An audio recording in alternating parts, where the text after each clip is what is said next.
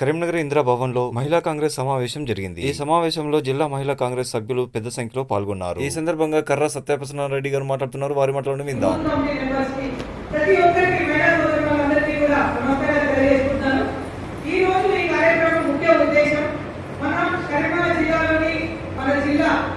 మండల స్థాయి, జిల్లా స్థాయి, పూర్తి స్థాయిలో మనకు మహిళా కాంగ్రెస్ ని బలోపేతం చేయడానికి, అదే కాకుండా బూత్ స్థాయి నుంచి కూడా ప్రతి జిల్లాలోని ప్రతి బూత్ నుంచి ఒక మహిళని మహిళా కాంగ్రెస్ ను బలోపేతం చేయడానికి ప్రతి బూత్ లో ఒక మహిళని నియమించాలనే ఒక ముఖ్య ఉద్దేశం మన నేషనల్ ప్రెసిడెంట్ వెంకటరమణ గారి ఆదేశానుసారం, మన సుందరరావు గారి దిశానిర్దేశంతో ఈ రోజు ఈ కార్యక్రమానికి ముఖ్య అతిథి వచ్చిన సుందర గారి ఆలోచన ప్రకారం ఈ కార్యక్రమాన్ని ఏర్పాటు చేసుకోవడం జరిగింది. కాంగ్రెస్ అంటేనే మహిళల్ని పెద్దపీట వేస్తారు. 6 గ్యారెంటీలో కూడా 4 గ్యారెంటీలు మన మహిళలకు సంబంధించినవి.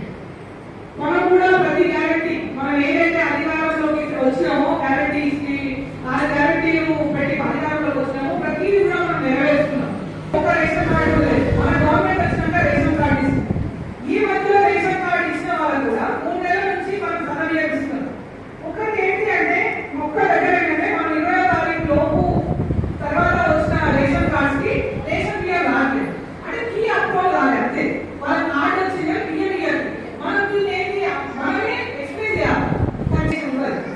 దీన్ని మీరు ఎక్స్ప్లెయిన్ చేయాలి. దీన్ని ఏంటంటే ఈ 3 months తర్వాత ఆగస్ట్ నుంచి వాళ్ళకు పెంచే వయసు వస్తుంది. ఈ యొక్క విషయాన్ని కూడా మనం ప్రజలకు తీసుకెళ్ళాలి.